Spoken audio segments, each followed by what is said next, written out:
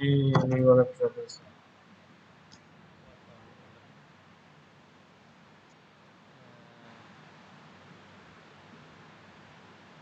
Like we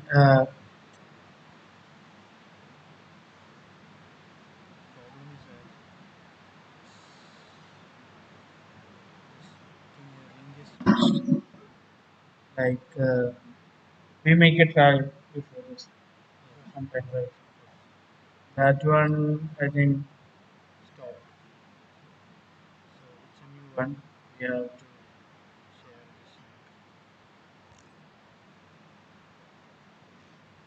mention the link now.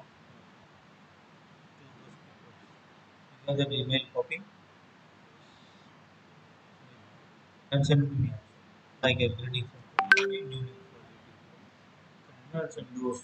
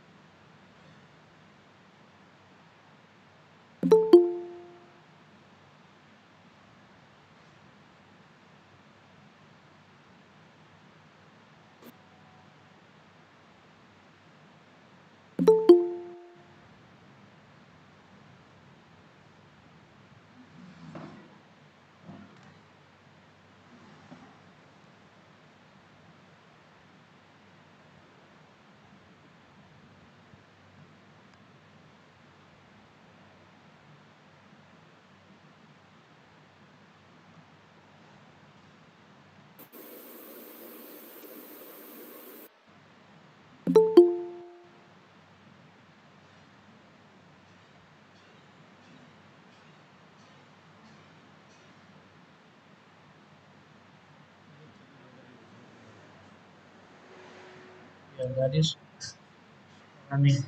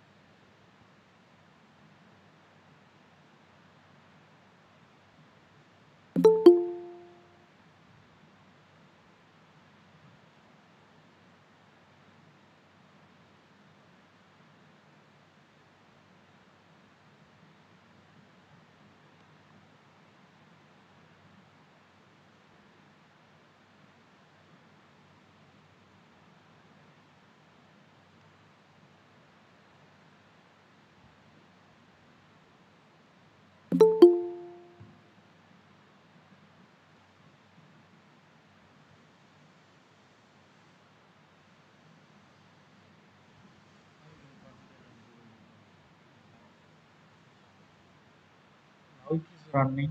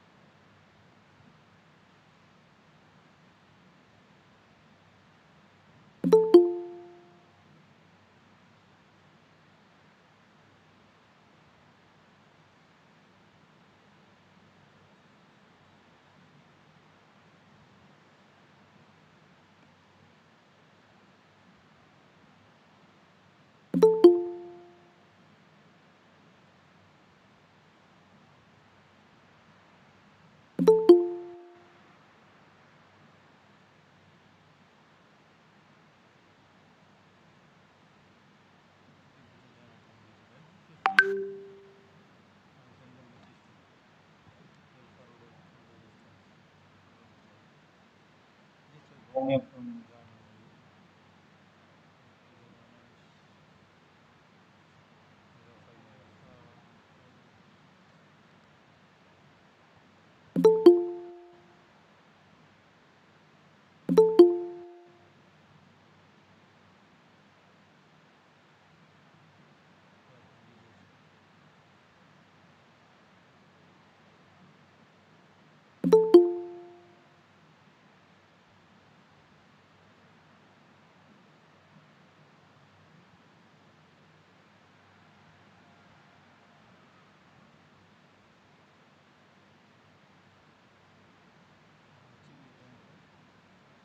insurance.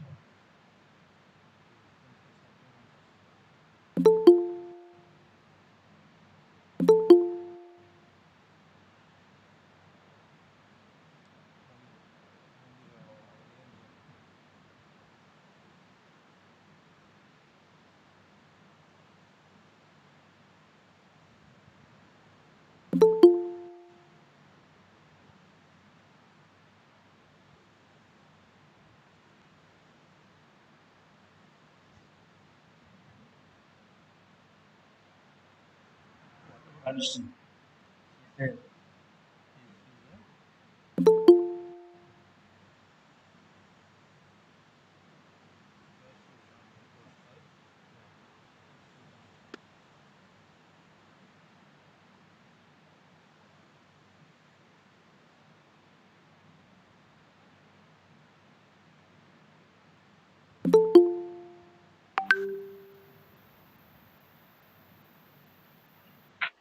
Good morning, all present here.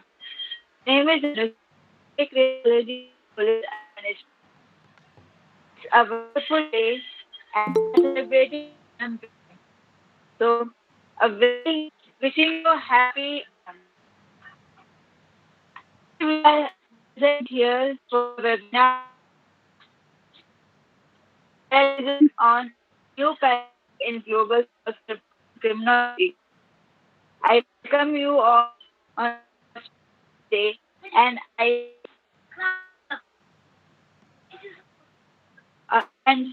request you all to turn off your mic to avoid any kind of interruption.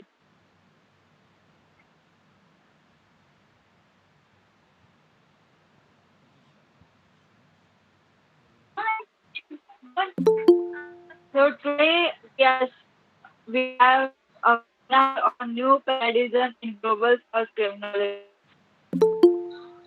So let's wait for everyone.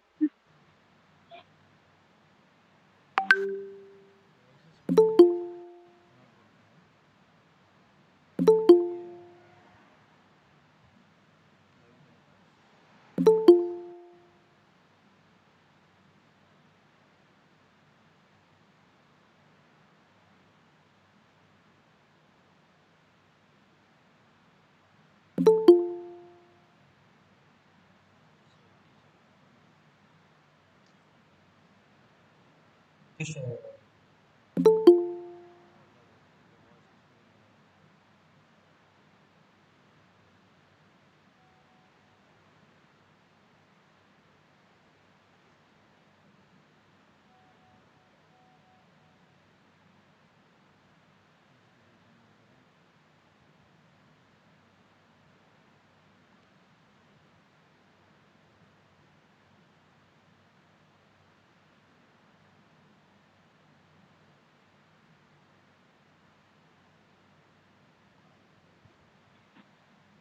Good morning to all present here. My name is Anusri from PA Criminology Police Ministry. It's a wonderful day and we are celebrating honor. Wish you all a I feel privileged to extend welcome on all four teams. Before we get started, please turn off your mic to avoid any kind of interruption.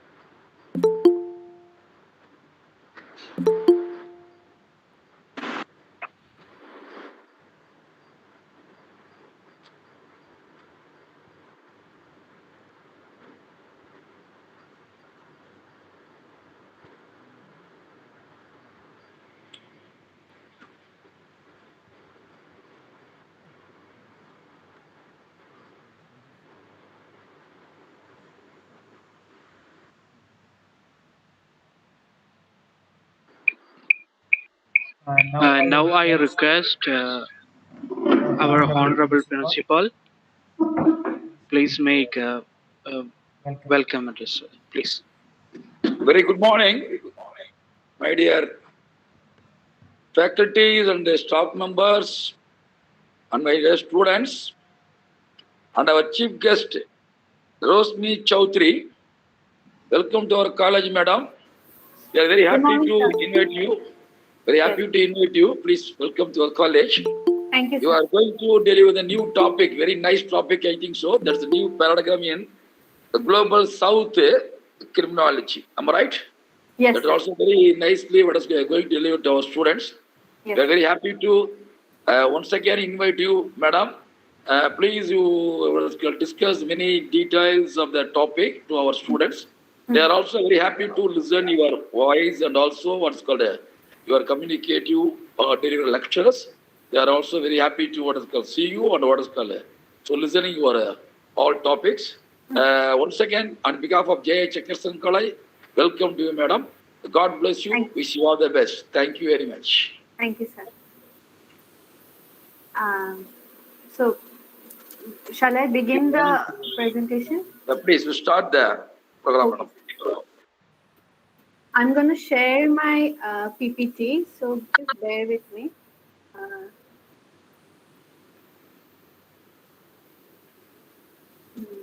Madam, 1 second. Morning to yes. one Now and I all present request over here. Ricardo for a brief introduction about guest. Please, Ricardo. Okay.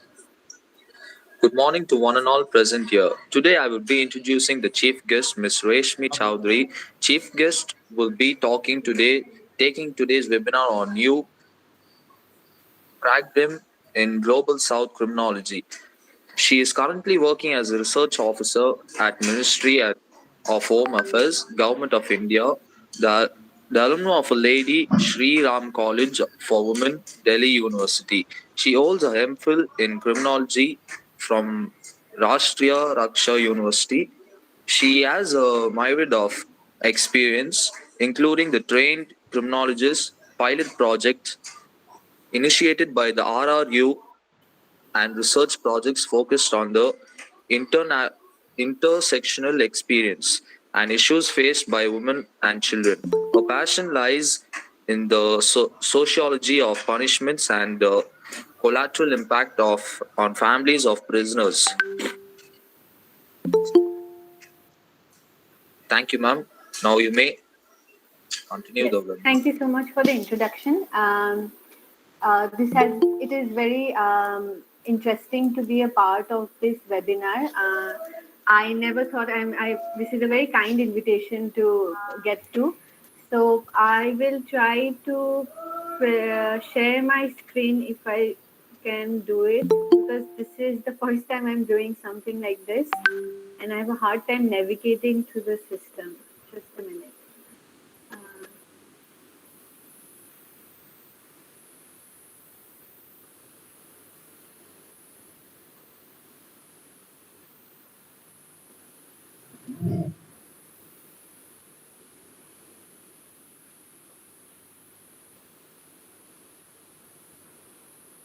All right. Is there anybody who could help me with how to share the screen? I've never done this before. Yes, ma'am. There will be three dots on your Yes, screen. I clicked on the arrow Yeah, and and then then I present the entire screen, right? yes, ma'am. Okay.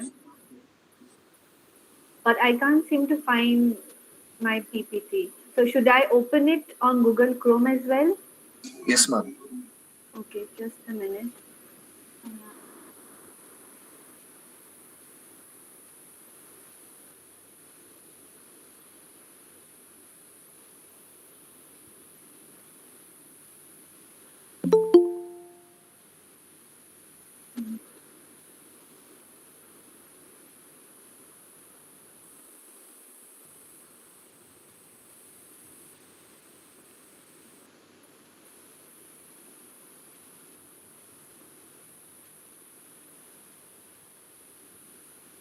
I can't seem to figure it out. All right. You have to open it and then share the screen. Okay.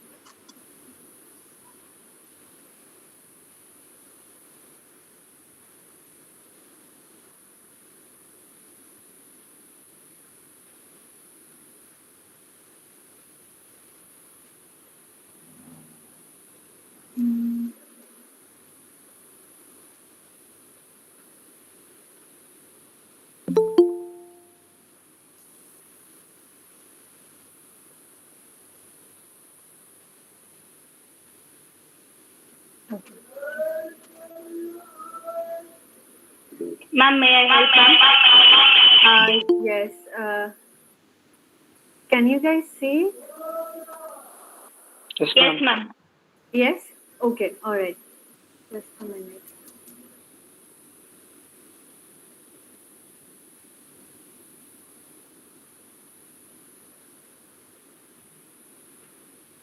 Mm, all right.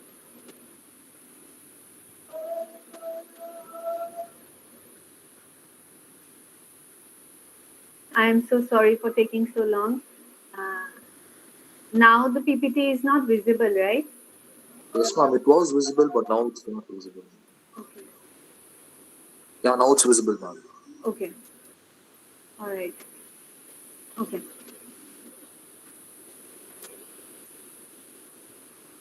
Okay. All right. Before I begin,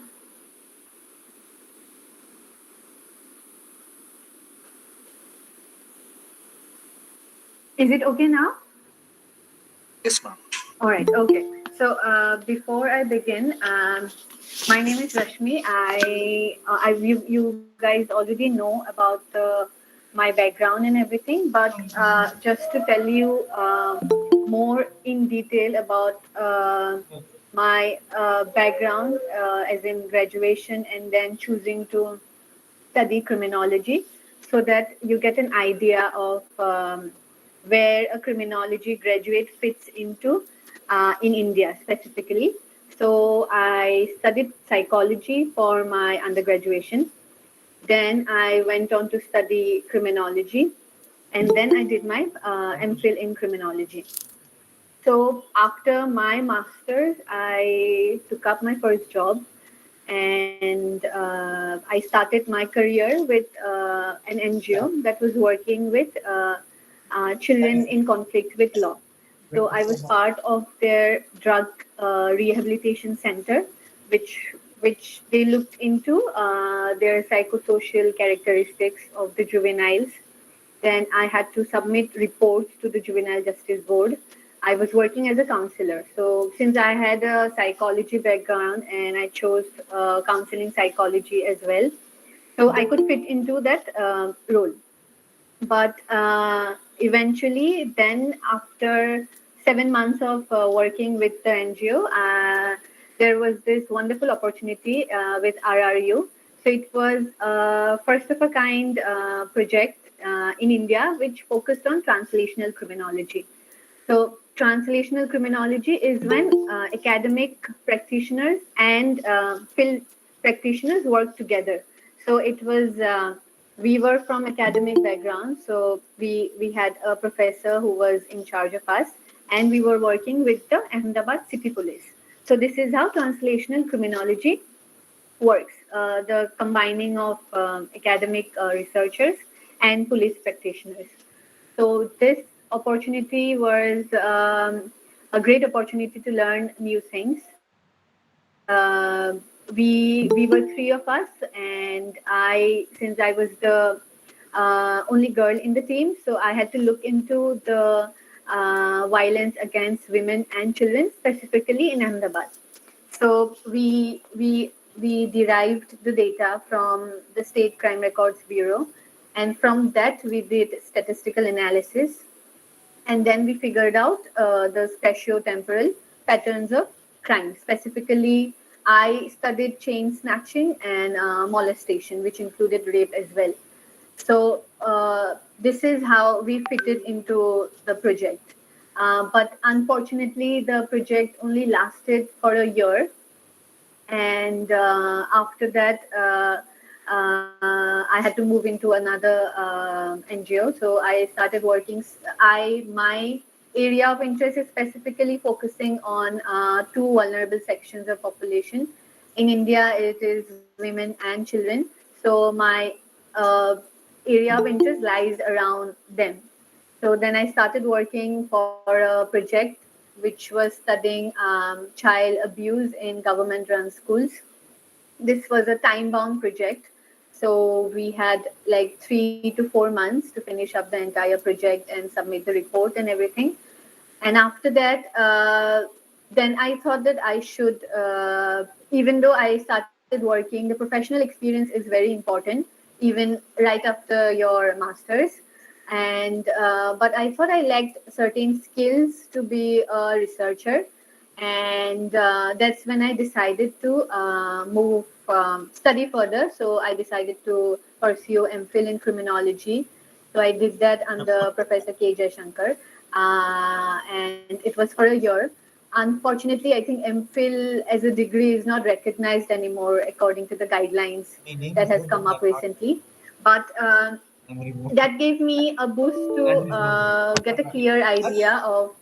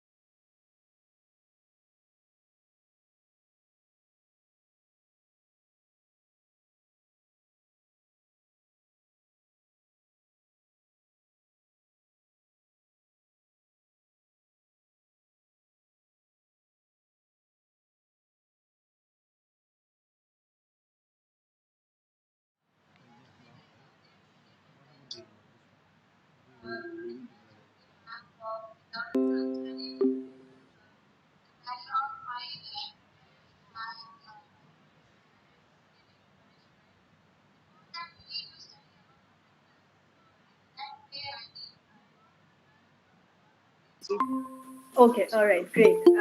Anybody else?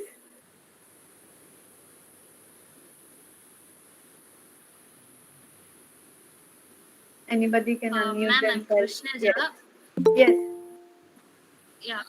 I've chose criminology just because like I don't want to like understand the mug upping states or like just to keep the theory related one. I want to like learn about people and the crimes and like that, ma'am. Like Okay. understanding basis, not on the basis of what they have like derived and all. Okay. All right. Okay. Anybody else? And also, okay, this seems like a very big class, but how diverse is the pool of students here? I mean, what are the backgrounds that you've come from? So mostly humanities.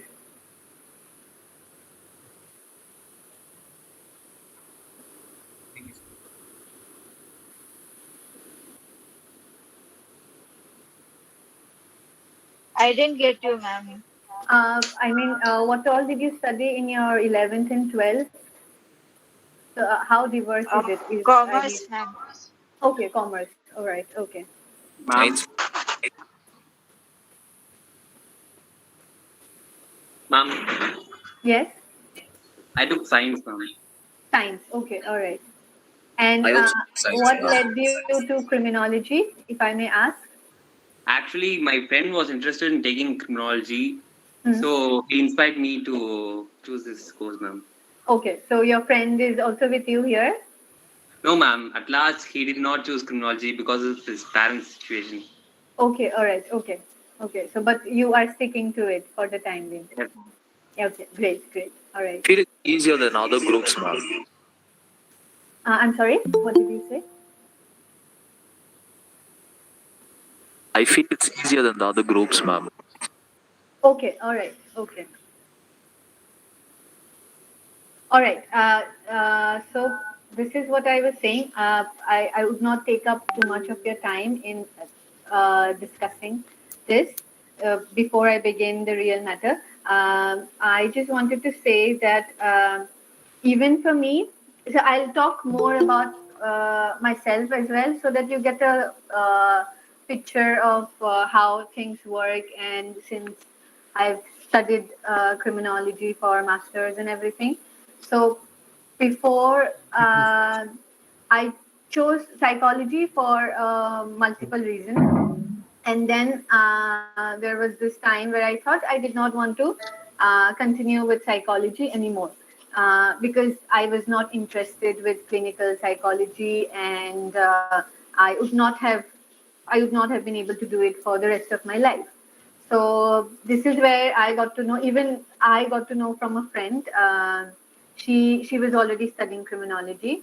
So this is how I got to know about criminology, and then I got to know about NICFS. So this is where I did my master's from National Institute of Criminology and Forensic Science.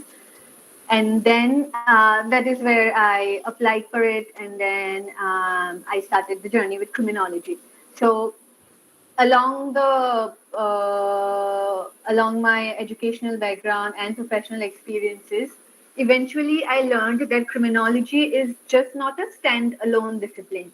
So it I mean, you must have already got to know it from your classes and from your professors that a lot of disciplines have already studied. I mean, sociology has a lot of theories that derives from that. I mean, like enemy theory, Emile Durkheim, and then psychology. If you have to talk about social learning theory as well, there are a lot of theories that has these are like the parent bodies. So from that, criminology came into the picture, and I personally believe that the intersectionality of all the disciplines makes it easier for us to solve problems related to crime and the criminal justice system, the policies that are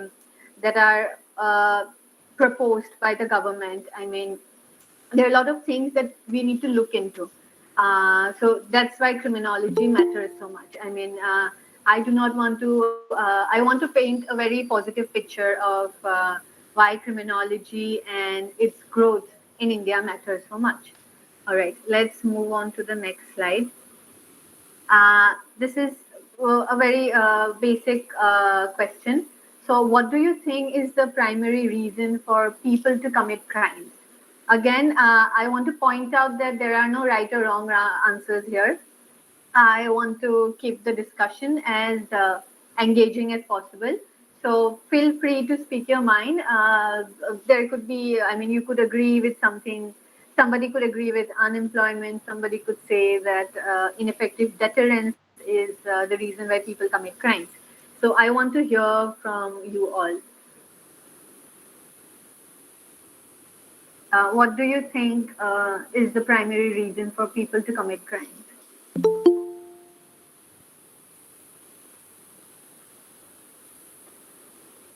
Anybody? I mean, somebody say something. Yes. Ma'am, the environment where he lives maybe is the one of the aspect, ma'am. So you're saying lack of parenting? Yes, ma'am. Okay, all right. Anybody else? Lack of basic By needs. seeing someone else and committing the same crime, ma'am. Okay, so you're talking about peer pressure. Yes, ma'am. Okay, all right. Some of them Anybody even else? might be forced to do it also, ma'am, by some other crime. Hmm, exactly, yes. Lack of Anybody else? essential and basic needs. Okay, all right. I forgot to mention that. So that is a very good point. Thank you. Anybody else? Some might go between adventures and thrill manners and they want some adventure in their life. Sorry, I did not hear you.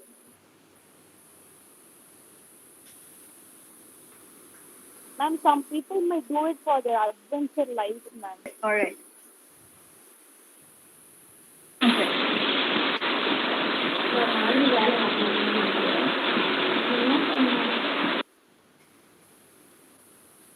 All right. I'll tell you the reason why I chose to come up with this polling question. Yes.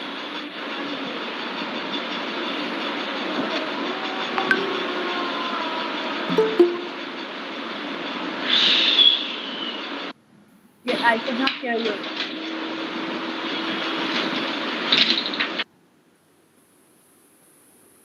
All right. The reason I chose this question just at the start of my main presentation is that these are like the basic things that you think of when people you think might commit crimes. There are a lot of reasons. I mean, you could when if you choose to say that poverty is the reason people commit crime, so that relates to theories like strain theory. So I would not get into too much of details about the theory because that is something your professors would do it better than me. And but I wanted to say that the theoretical knowledge and the theories that you study should have real life applicability as well.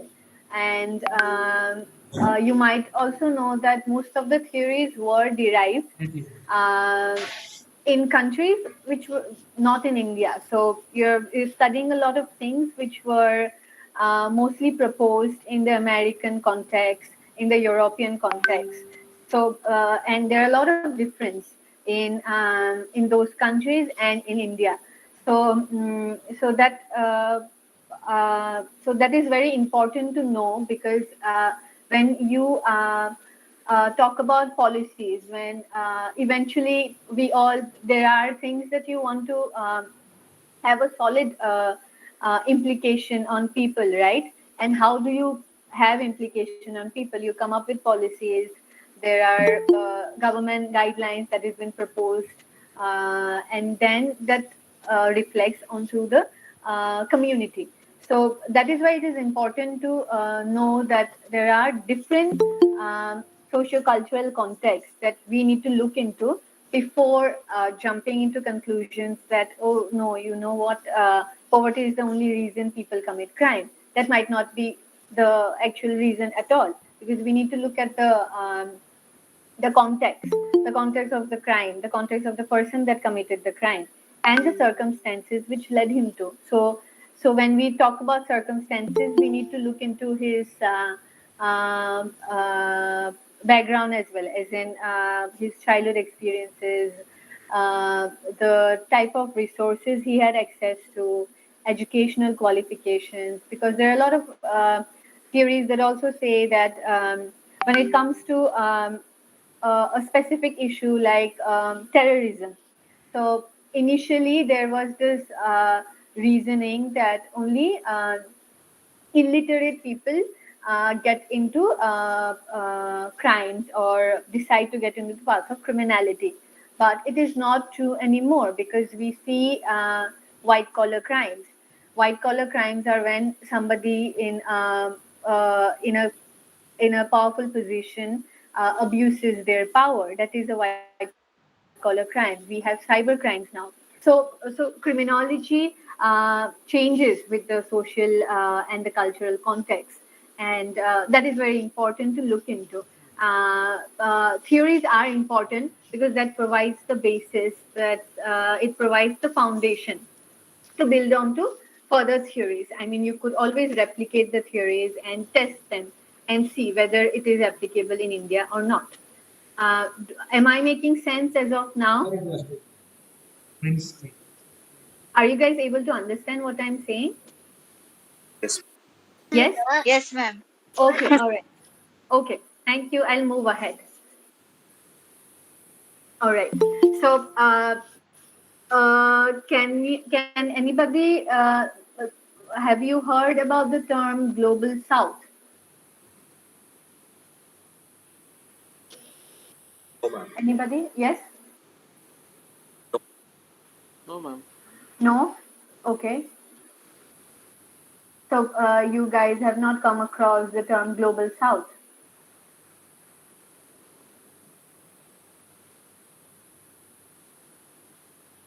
Okay. Okay. All right.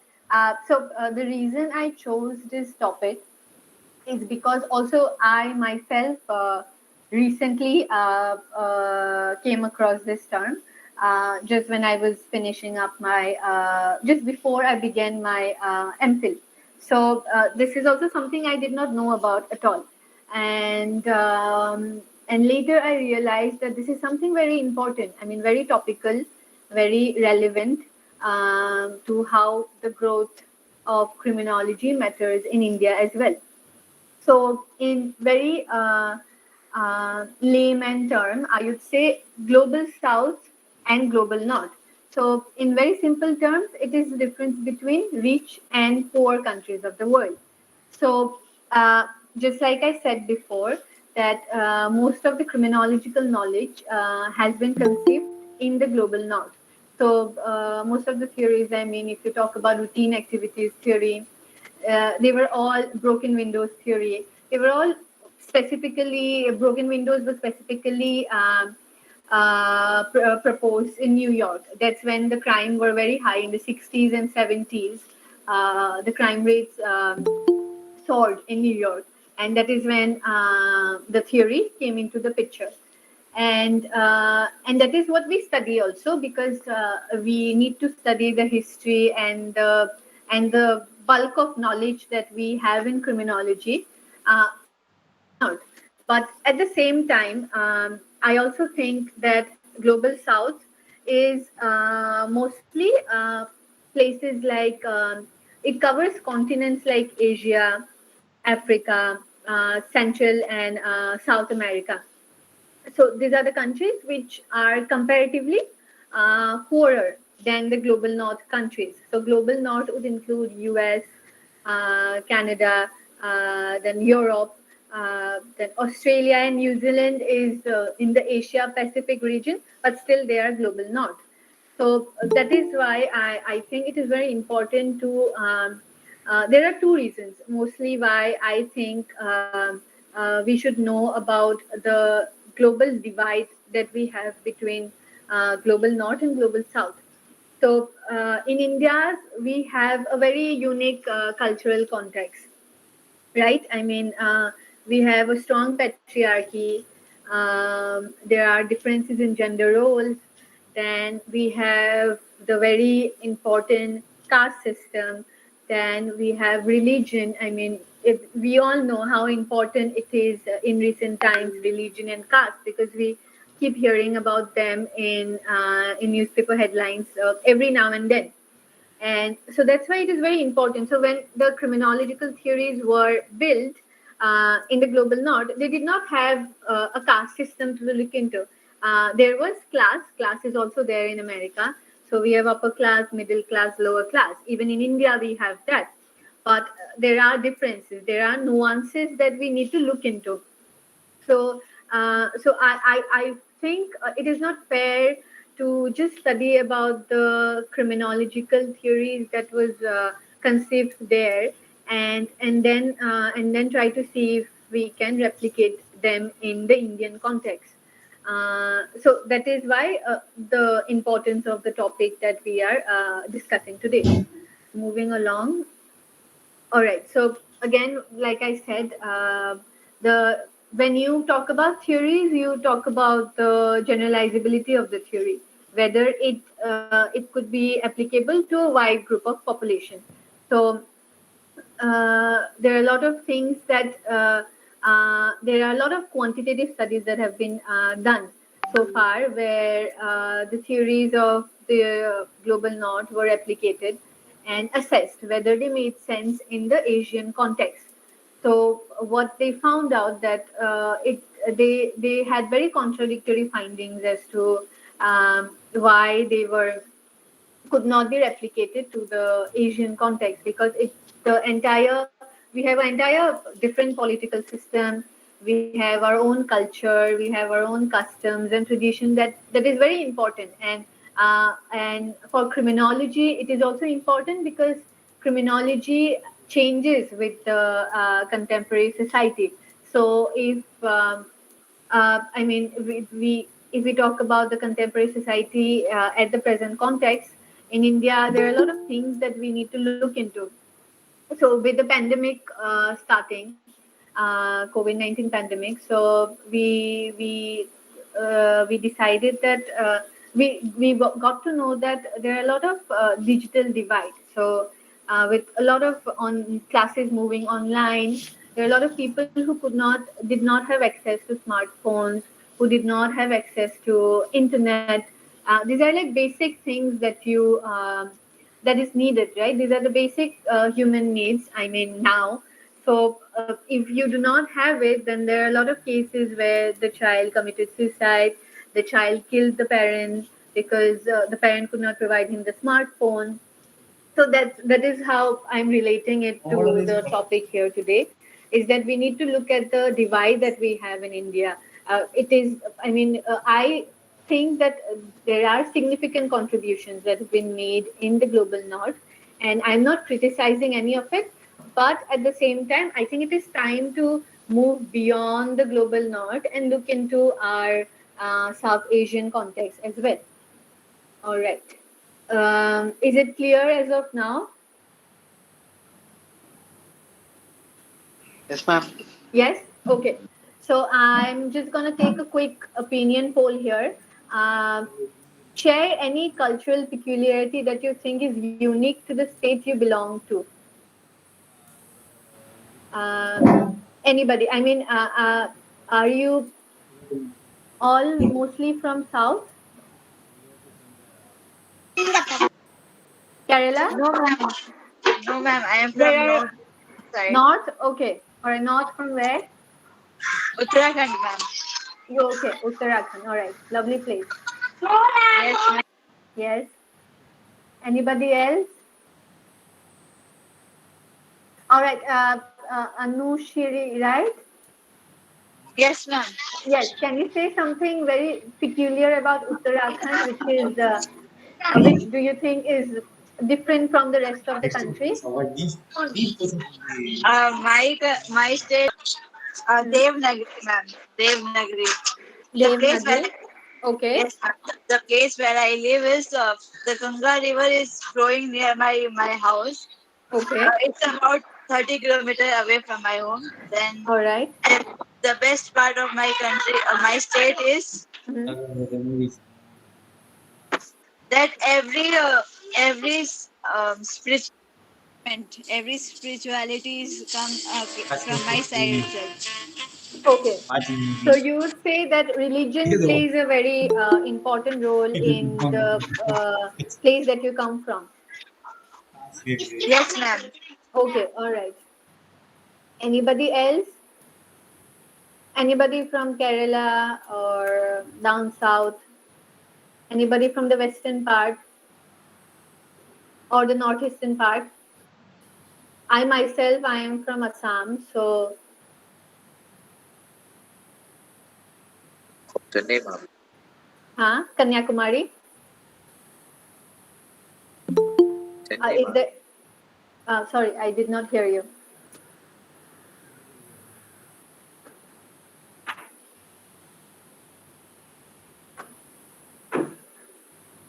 All I'm right, from Chennai, ma'am. Chennai. Okay.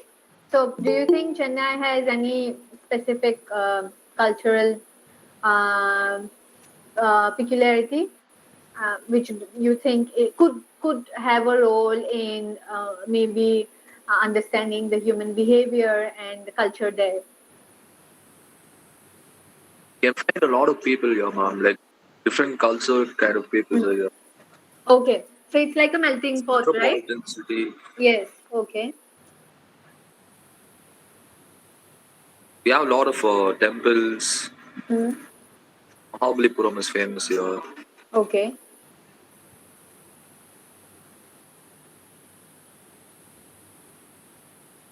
All right.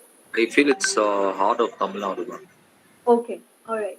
So there are a lot of people coming in, and it's very cosmopolitan, right? Chennai. Yes, ma'am. Yes. Okay. All right.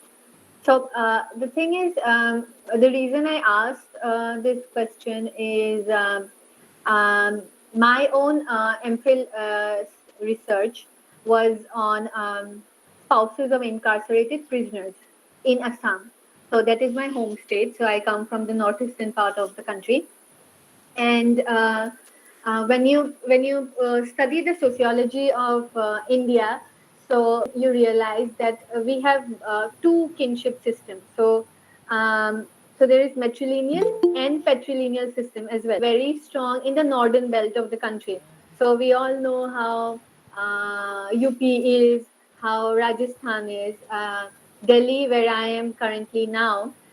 Delhi also has strong patriarchy, I might say. And but at the same time, there are places like the northeastern states, where in like Assam, Meghalaya specifically, we have matriarchy, a bit of inclination towards matriarchy. So that is how everything changes. So even I think Kerala, for that matter, have a bit of inclination towards matriarchy, if I'm not wrong. Is anybody from Kerala here who could substantiate my statement?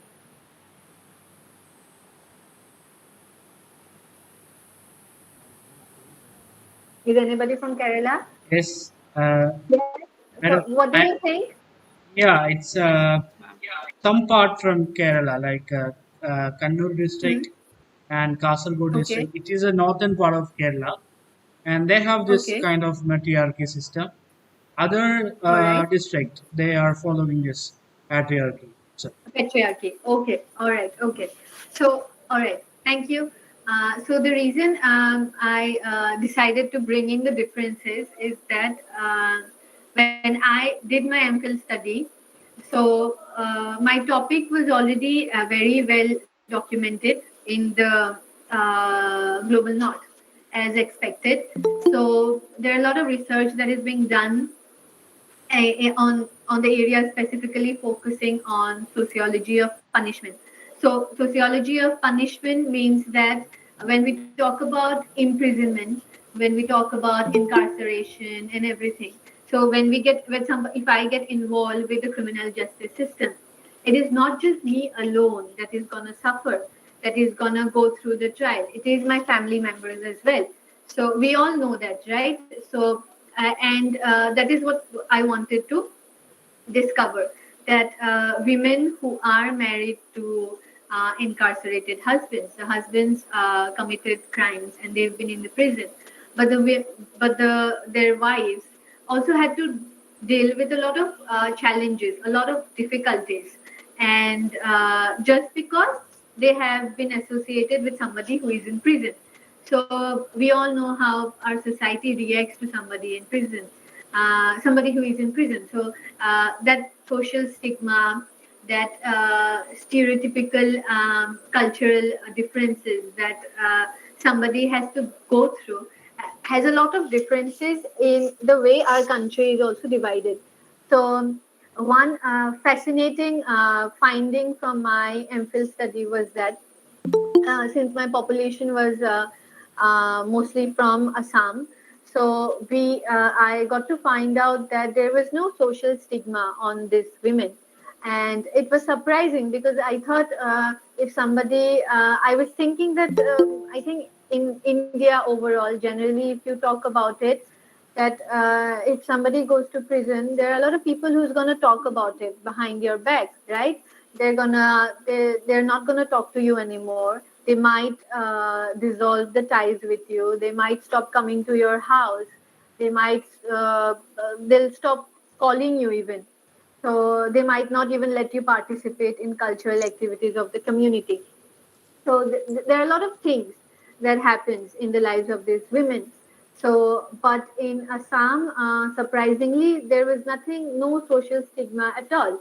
And that is when I thought that how could it be. I mean, I did think that yeah, we are a bit inclined to matriarchy. I mean, as a woman growing up in Assam, I thought we were in a higher pedestal compared to somebody, a girl from Rajasthan or UP.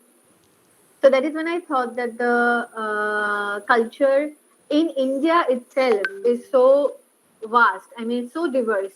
So that is what I'm talking about. So in US, you have class. Yes, there are research says that African American men are have like 3 or 4 times more likely to be incarcerated compared to Caucasian men. So that is how their cultural peculiarity mirrors the incarceration as well. In India, it is completely different. So in India, we have patriarchy, matrilineal society. So somebody from the matriarchal society would not would have a very strong social support. So that's why I think the women did not face any stigma. And then we also have the caste system. So I mean, how many of you all know the NCRB data? That did any other have you looked at the NCRB data? I mean, what do they publications and everything? There are two important publications that NCRB does. Does anybody know that?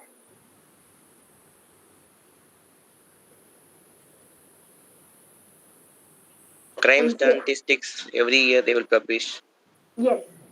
So there are two important publications that these are like annual publications. So one is prison statistics and one is crimes in India, right?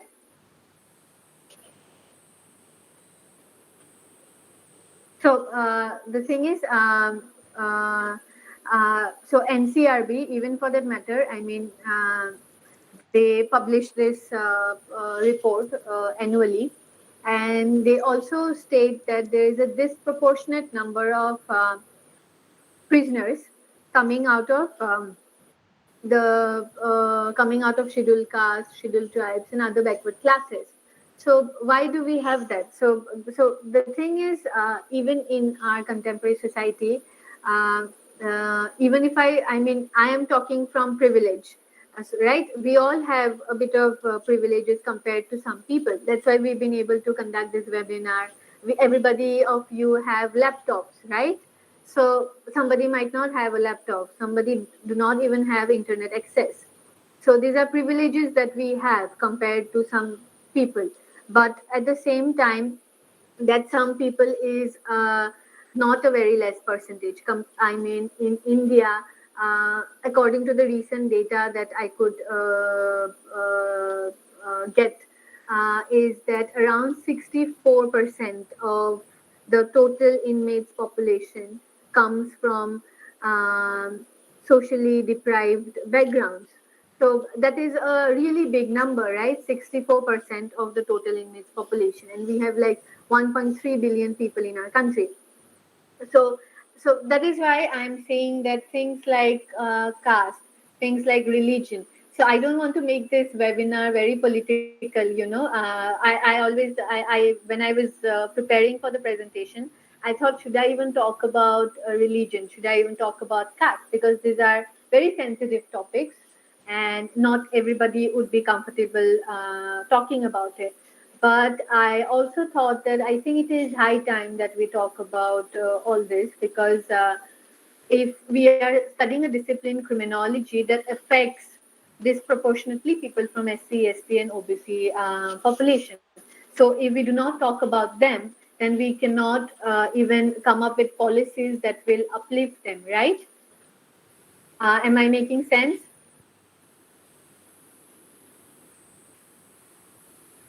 Am I making sense, or has it become too political here? Yes, ma'am. Yes? All right. Do you agree?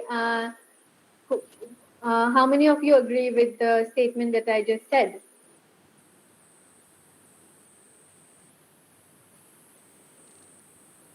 Do you think there are a lot of differences in our country that we need to pay attention to? Yes, ma'am. Yes, right? Okay.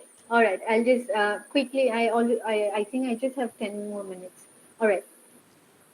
So this is what I'm talking about. And again, the cultural differences that we have. Uh, Mostly criminological theories from the West, they tend to focus on the individual. So American culture is very individualistic. So they're only going to look at the individual. So if somebody committed crime, it must be something that was problematic or something which was wrong with that particular person. But when we move into theories on the Asian context, we have this thing like relational approach. So relational approach is that because in India, family is a very important thing, right? And we are very collectivistic. So compared to the American context, where they are more individualistic, they have material success and all that. That is what they aim for. In Asia, in India specifically, we have. We have duties as a mother. We have a duty as a daughter. Then if we go on to another family, then everything changes, right? So there are a lot of things. There are a lot of multiple layers that goes into the experiences of one individual in our country. So we cannot overlook them. So my point here is we need to look into all these details as well. If we have to come up with new theories that is specifically for India, then we need to look into all these cultural specificities as well. Again, the major differences. So I talked about global north and global south. So one is individualism and the other is collectivism. Global north has less population. Global south has more population, with India and China being the most two of the most populous countries. Then high standards of living, obviously, because they have more access to better resources, better education, economic opportunities.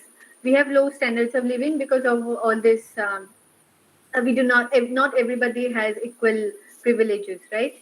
Then stable governance, their democratic system and their political system is completely different than ours. I mean, we are the largest democracy, but still we have poor governance. So that means we have low accountability and less efficiency when it comes to implementing policies at the ground level. So these are things which also affects criminology, which affects the criminal justice system, which affects the policies that are made, right? And then very important thing is India, as of I think the Human Development Index that is being conducted every year, India jumped one place down. So we were, I think, 130 in 2018, and now we are 131. So that shows there are a lot of parameters. So it must be they look into three very important parameters: is like women empowerment, then I think standards of living, and then economic prospect. I guess I'm not sure about the parameters, but this shows where India lies in the Human Development Index, right? So out of 183 total countries, India is at the lower bottom, 131. So that is not a good sign, right? So hence the importance of research, hence the importance of coming up with theories that are specific to India and not just replicated from the global north. Okay. And specifically, if we have to look into the criminal justice system in India, there are like these are like basic problems that came up at the top of my head. So one is I already talked about under trial prisoners. So we have a very high rate of under trial prisoners. So because of this, we have overcrowding in prisons. Then there is understuffing. There are not many people to look into the overcrowded prisons. Then there's infrastructure problems, lack of awareness of law. I mean, not many people would have the legal knowledge, right? Even when it's very basic, somebody might not even know that we have a now there are EFIRs. Not many people would know that, right? We just need to go onto the website and file the FIR, and then you'd and the whole process would begin. So not many people know that we could do that. A lot of people still think that we have to directly go to the police station. In some cases we have to, but there are also opportunities where you could just do it from your smartphones. So based on the first 2 points, then there is the third point of overburden judiciary. So I'll just give you one example.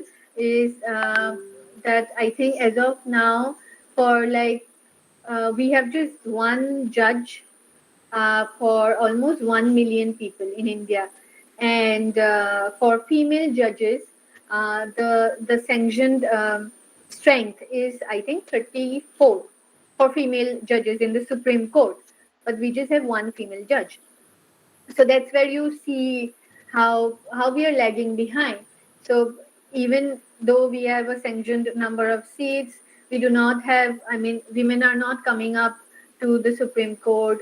There must be something which is going, which is problematic in the ground level, right? That's why we could not move up the ladder and reach to the Supreme Court.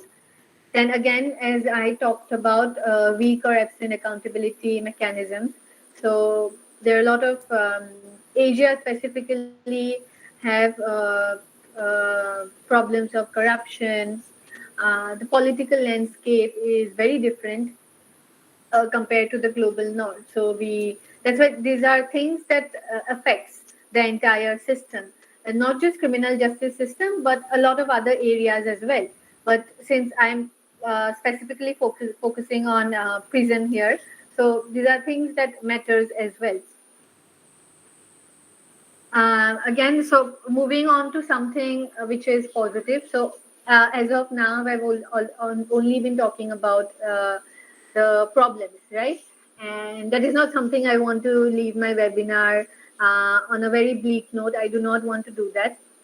I want to shed a positive light as well on the topic.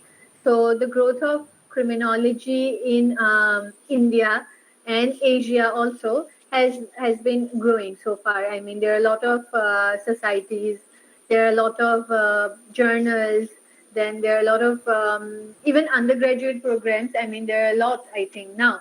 Even recently, I've heard that there's this university called I mean, in Delhi that has started undergraduate programs for criminology.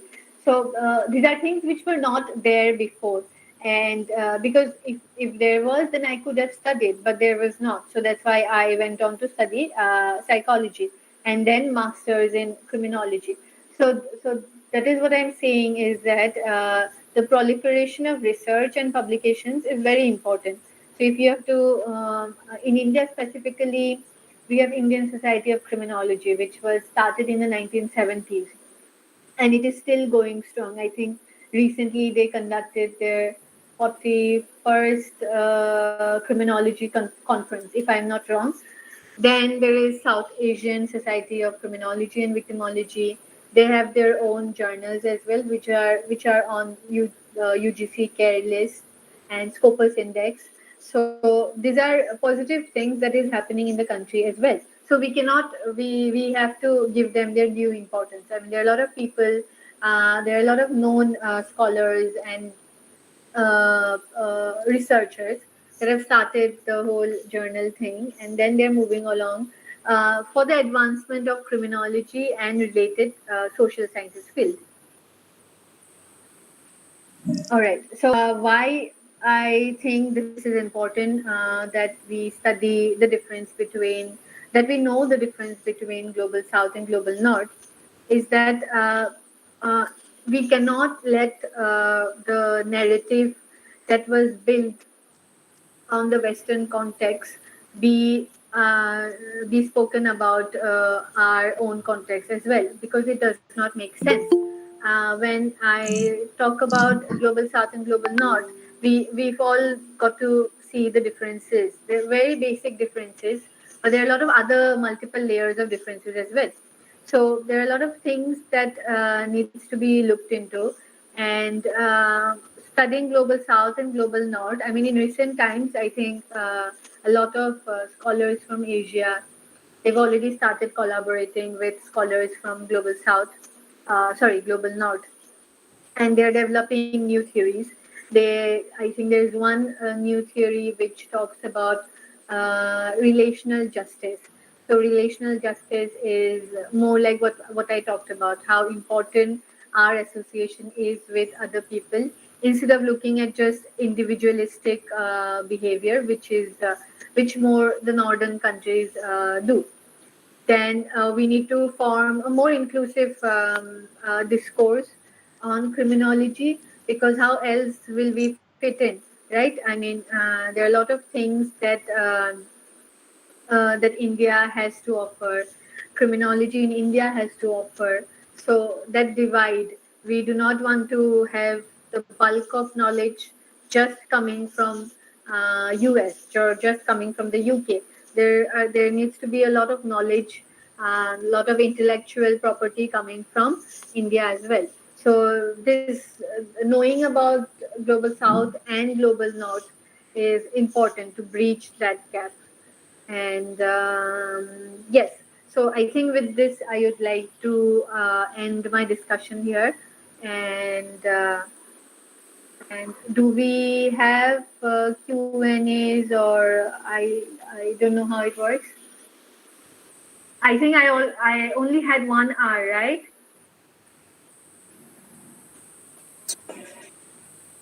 Thank you, ma'am. All Thank right. you for your wonderful insight on new paradigm in global South criminology.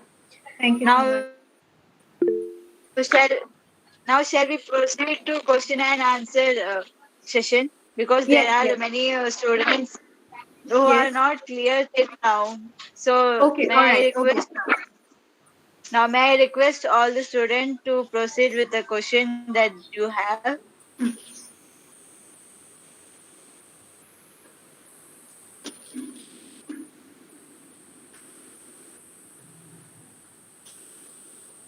I have one question, ma'am.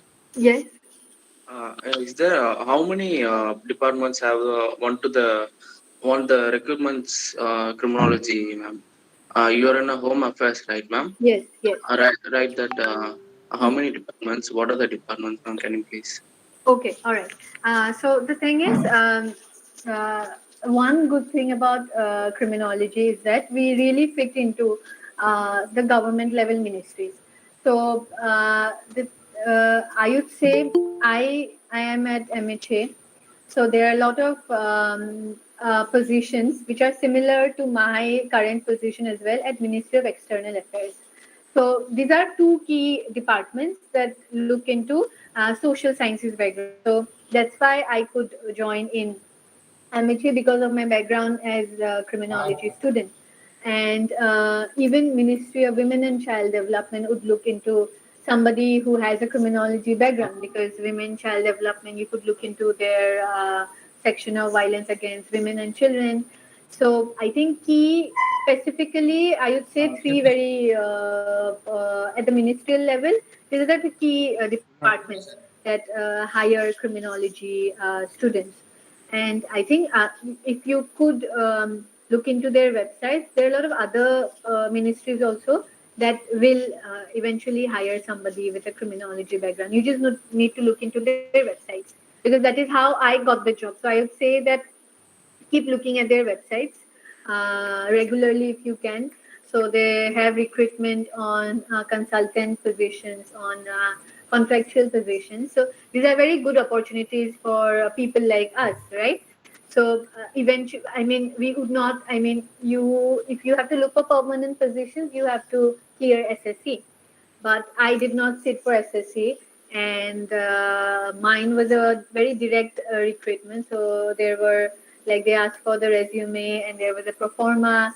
So I had to send in my resume, the filled in application. I had to post it, and then they were hiring on that procedure. So yes, I would say that keep looking at the websites of all the central government ministries, even state for that matter.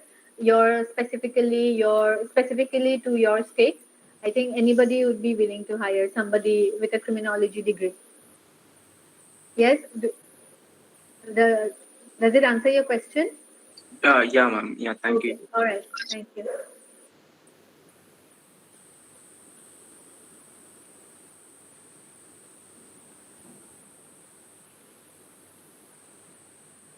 Anybody else? Do we have more questions?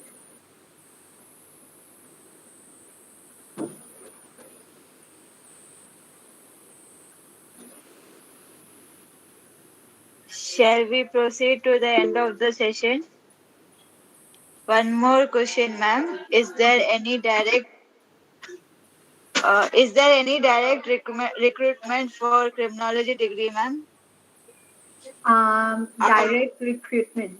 So yes, that is how I started working with Ministry of Home Affairs. So mine was very direct. I did not, like I said, I did not have to sit for any exams. So I did not have to sit for SSC for that matter. And it was very basic, very direct. I had to send in the resume, and based on that, the selection was done. And that is how I started working with MHA. It's been almost, I'm going to finish almost 2 years now. Yes.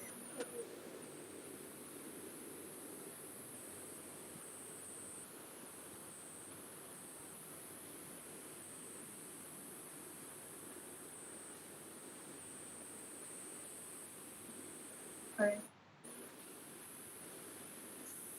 Shall we proceed to end of the webinar? Yes, I think, yes, we do not have any more questions, right? Yes, ma'am. Okay. All Now right. may now may I request Miss Krishnajay S. Kumar to present vote of thanks to end this webinar. Krishnajay, please. A warm and graceful morning to everyone gathered here. It's my privilege to deliver the vote of thanks for today's session. On behalf of my college, I extend my hearty thanks to our chief guest, Ms. Rashmi Choudari, to spare her time in her busy schedule to enlighten our mind with her knowledge of expertise. Thank you, ma'am.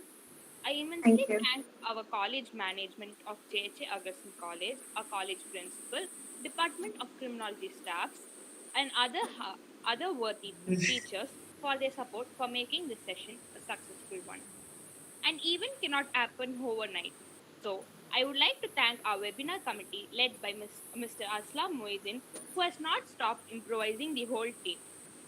Last but not the least, I would like to thank all my dear friends and the one who have gathered here, paying their attention and learning new concepts. Thank you everyone once again for making this a great session. All right. Thank you for having me. Thank you. Thank you, ma'am. Thank you. Thank you, Thank you for being Krishnaja. with us. Thank you once Ac- again, Actually, Miss we have a lot of Rashmi network Chaudhary, issues. for coming here and Yes. taking your precious time and for result. As the result, we get to know what is about criminology. Thank Mm. you, ma'am.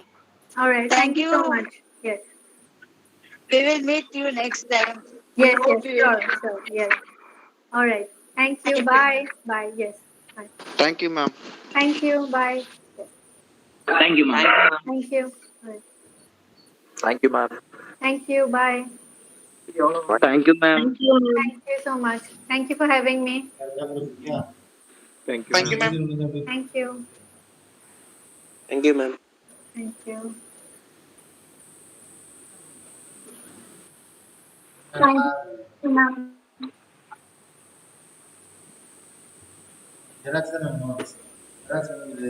Thank you.